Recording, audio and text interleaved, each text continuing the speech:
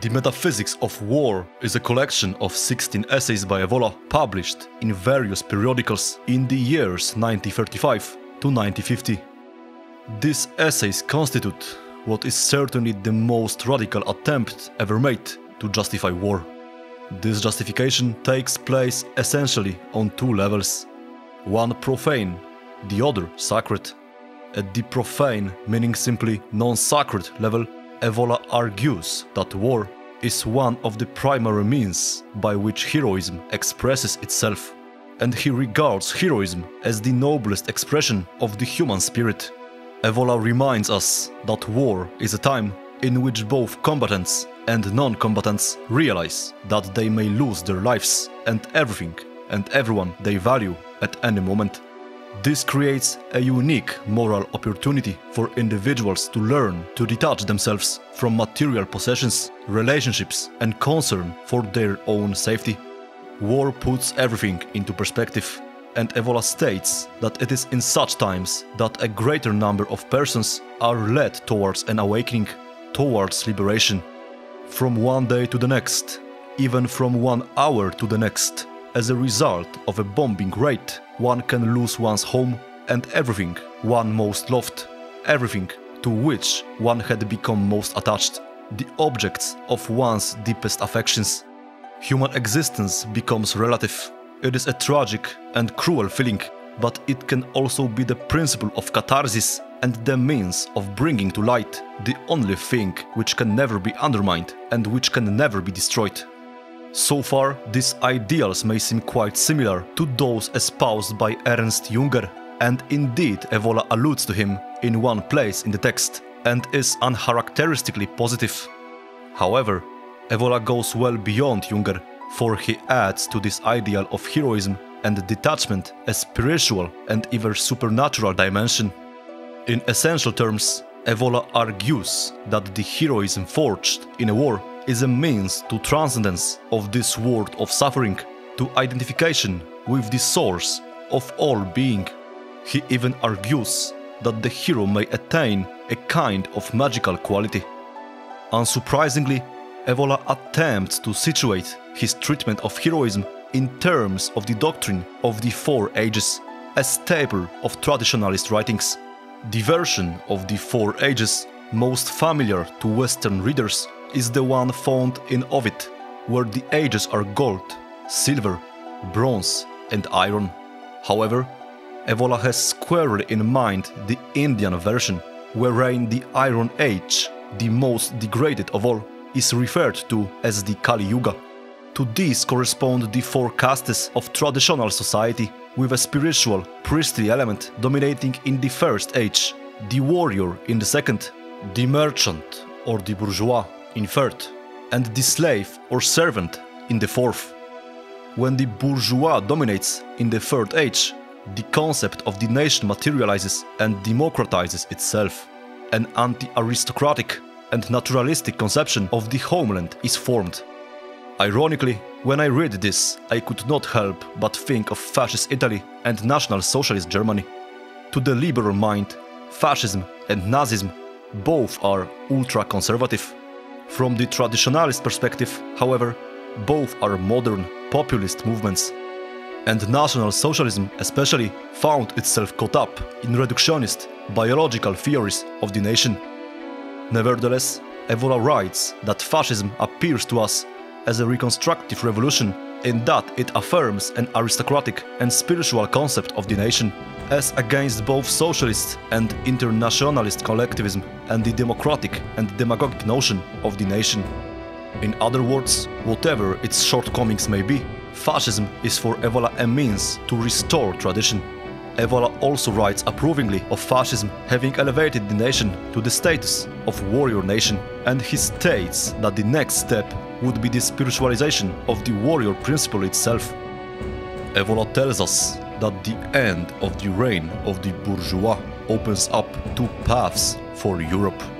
One is a shift to the subhuman, and Evola makes it clear that this is what Bolshevism represents. The fourth age is the age of the slave and of the triumph of slave morality in the form of communism. The other possibility, however, is a shift to the superhuman.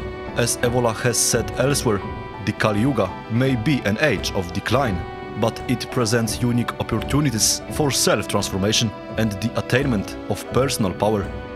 A radical destruction of the bourgeois who exists in every man is possible in these disrupted times more than in any other.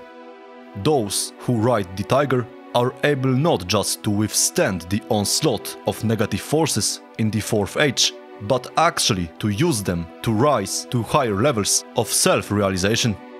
War is one such negative force, and Evola maintains that the idea of war as a path to spiritual transformation is a traditional view. According to Evola, the ancient Aryans held that there are two paths to enlightenment: contemplation and action. In traditional Indian terms, the former is the path of the Brahmin and the latter of the Kshatriya. Both are forms of yoga, which literally means any practice that has as its aim connecting the individual to his true self and to the source of all being. The yoga of action is referred to as karma yoga, where karma simply means action, and the primary text which teaches it is the Bhagavad Gita. Evola returns again and again to the Bhagavad Gita throughout the Metaphysics of War, and it really is the primary text to which Evola's philosophy of war as spiritual path is indebted. The work forms part of the epic poem Mahabharata, the story of which culminates in an apocalyptic war called Kurukshetra. On the eve of battle, the consummate warrior Arjuna surveys the two camps from afar and realizes that on his enemy's side are many men who are his friends and relations. When Arjuna reflects on the fact that he will have to kill these men the following day, he falters. Fortunately, his charioteer, who is actually the god Krishna, is there to teach him the error of his ways. Krishna tells Arjuna that these men are already dead, for their deaths have been ordained by the gods. In killing them, Arjuna is simply doing his duty and playing his role as a warrior. He must set aside his personal feelings and concentrate on his duty. He must literally become a vehicle for the execution of the divine plan. One might well ask, what's in it for Arjuna? The answer is that this following of duty becomes a path by which he may triumph over his fears, his passions, his weaknesses, all those things that tie him to what is ephemeral. Following his duty becomes a way for Arjuna to rise above his lesser self and to connect with the divine. This is not mere piety or love of God. It is a way to tap into a superhuman source of power and wisdom. The result is that Arjuna becomes more than merely human. In fact, Krishna puts Arjuna in a situation in which he must fight two wars. One, the lesser war, is external. It is the one fought on the battlefield with swords and spears. The other, greater war, is internal and is fought against the internal enemy, passion, the animal thirst for life. Evola places a great deal of emphasis on this distinction. What Krishna really teaches Arjuna is that in order to fight the lesser war, he must fight the greater one. Unless one is able to conquer one's weaknesses, nothing else may be accomplished. This opens up the possibility that there may be warriors who never fight in any conventional external wars. These would be warriors of the spirit. Evola believes that one can be a true warrior without ever lifting a sword or a gun, by conquering the enemy within oneself. And he mentions initiatic cults like Mithraism, which conceived of their members on the model of soldiers. Nevertheless, the focus in Metaphysics of War is really on actual physical combat as a means to spiritual transformation. Evola tells us that the warrior ceases to act as an ordinary person and that a non-human force transfigures his action.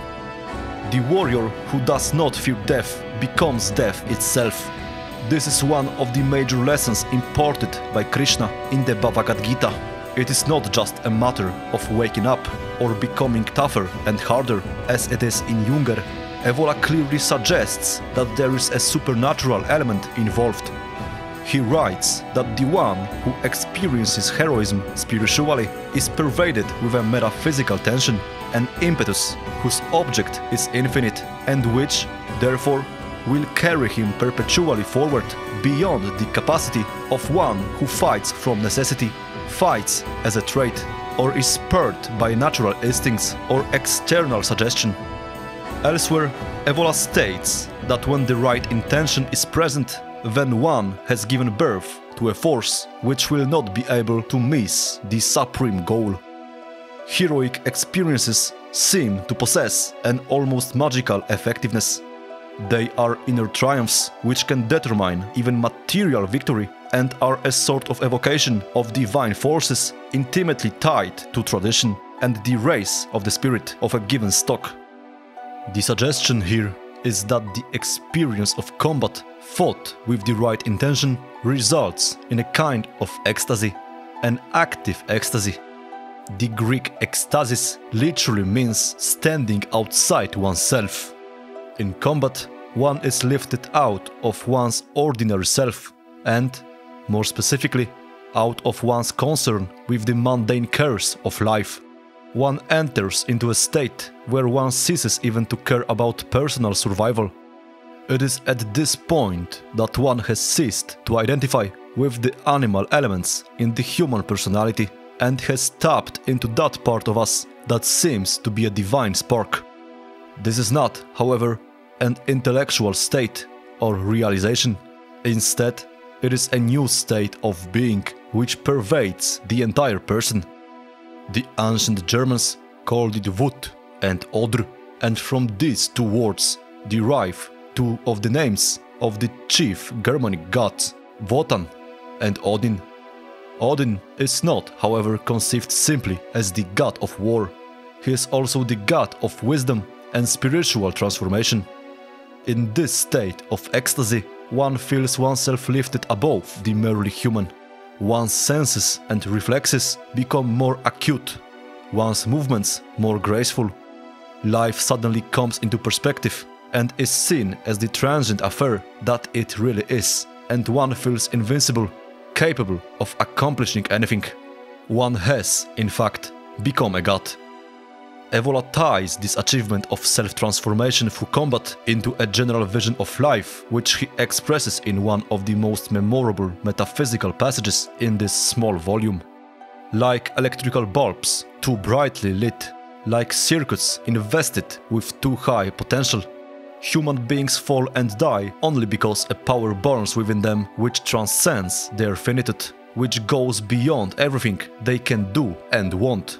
This is why they develop, reach a peak, and then, as if overwhelmed by the wave which up to a given point had carried them forward, sink, dissolve, die, and return to the unmanifest.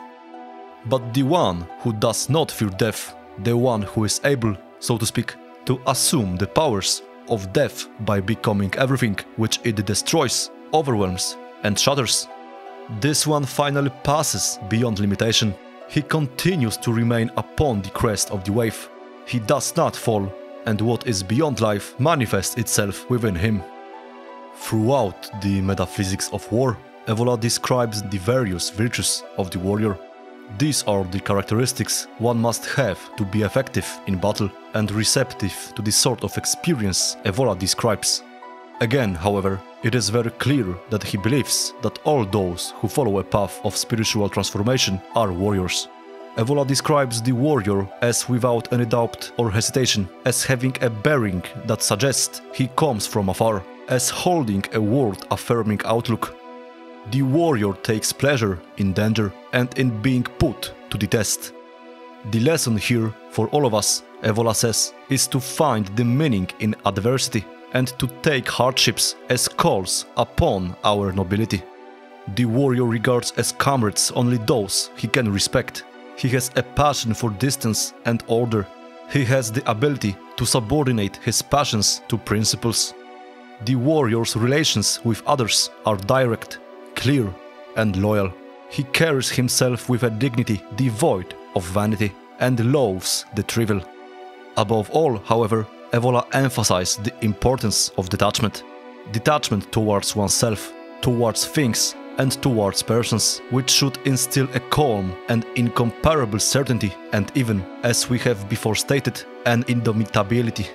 It is like simplifying oneself, divesting oneself in a state of waiting, with a firm, whole mind, with an awareness of something that exists beyond all existence. From this state, the capacity will also be found of always being able to commence, as if ex nihilo, with a new and fresh mind, forgetting what has been and what has been lost, focusing only on what positively and creatively can still be done. Evola offers us a vision of life as a member in a spiritual army. The standard liberal view of the military is in effect that it is a necessary evil and that the military and its values are not a suitable model for individual lives or societies. Evola argues instead that true civilization is conceived in heroic and virile terms. Readers of Evola's other works will be familiar with his concept of spiritual virility. Mere physical virility is the element in the man that he shares with other male animals, but this is not true or absolute manhood. True manhood is achieved in the spirit, in developing the sort of hardness, detachment, and the perspective on life that is characteristic of the warrior. René Guénon, a major influence on Evola, called the modern age the reign of quantity. It is typical of our time that we have come to see manhood entirely in terms of quantities of various kinds. How many pounds one can bench press or squat, numbers of sexual partners, inches of height, the number of zeros in one's bank balance, the number of cylinders in one's engine, etc. Just as in Huxley's Brave New World, our masters have striven to create a society without conflict, a nice and tolerant society. Under such circumstances, how is spiritual virility to develop? It is no surprise that our conception of virility is a purely physical and quantitative one. Evola evidently saw in fascism a means to awaken spiritual virility in the Italian male. He says that the starting point for fascist ethics is scorn for the easy life. Unlike other thinkers on the right, Evola never was particularly interested in biological conceptions of race, because he believed that human nature, as such, was irreducible to biology. He opposed reductionism, in short, and believed in a spiritual component to our identity. Evola articulates his views on race in much greater detail elsewhere. Here he reminds us of his belief in a super race of the spirit, a race of men who are like-souled and not necessarily like-bodied. Nevertheless, Evola realized the connection between the body and the spirit. He did not believe that all the biological races are equally fitted for achieving heroism. What Evola was most concerned to combat was a racialism that reduced heroism or mastery to simple membership in a race defined by certain biological characteristics. For Evola, heroism is really achieved in a step beyond the biological and in mastery over it. One will also find little in Evola that celebrates the nation. Evola's ideal of heroism transcends national identity. This comes out most clearly in his discussion of the Crusades.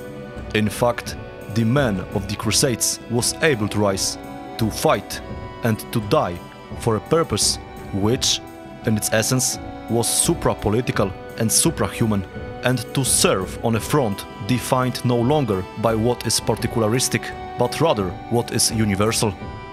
Having written this, however, Evola immediately realized that the powers that be might see this as implying that it is the achievement of heroism as such that is important, not merely the achievement of heroism in service to one's people. A further implication of this, of course, is that the hero is raised above his people, and so Evola writes in the next paragraph.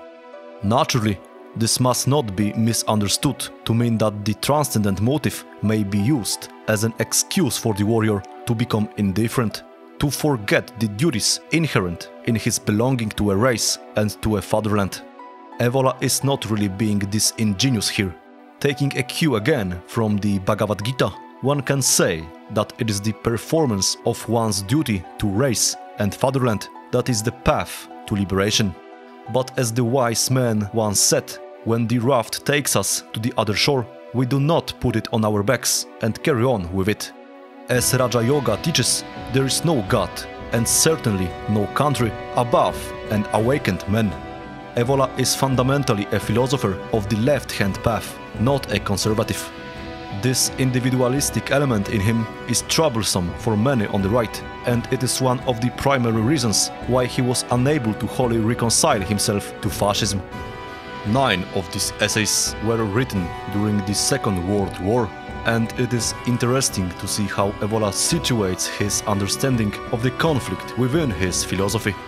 In one essay written on the eve of the war, Evola states that if the next war is a total war, it will mean also a total test of the surviving racial forces of the modern world. Without doubt, some will collapse, whereas others will awaken and arise. Nameless catastrophes could even be the hard but necessary price of heroic peaks and new liberations of primordial forces dulled through grey centuries. But such is the fatal condition for the creation of any new world, and it is a new world that we seek for the future. It is doubtful that the war's outcome either surprised or demoralized Evola. As noted earlier, he believed strongly in a cyclical view of history and saw our age as a period of inevitable decline. It could not have surprised him that the combined forces of bourgeois and Bolshevik prevailed. In the final essay in this volume, published 5 years after the end of the war, Evola reflects that what is really required to defend the West against the forces of barbarism is the strengthening, to an extent perhaps still unknown to Western men, of a heroic vision of life. Evola makes it clear that his position is not a pessimistic one. The Kali Yuga is not the final age. His story is cyclical, and a new and better age will follow this one. In each period, the stage is set for the next. The actions of those who resist this age set the stage for what is to come. Hence, though speaking and acting on behalf of truth may seem futile given the degradation that surrounds us, ultimately our resistance is part of the mechanism of the great cosmic will, which will, in time, swing things back to truth and to tradition. In the act of resisting, heroism is born in us, and instantly we become creatures who no longer belong to this age, who come from afar. We become beacons pointing the way to the future, and simultaneously back to a glorious past. Evola writes that a teaching peculiar to the ancient Indo-Germanic traditions was that precisely those who, in the Dark Age, in spite of all, resist, will be able to obtain fruits which those who lived in more favorable, less hard periods could seldom reach.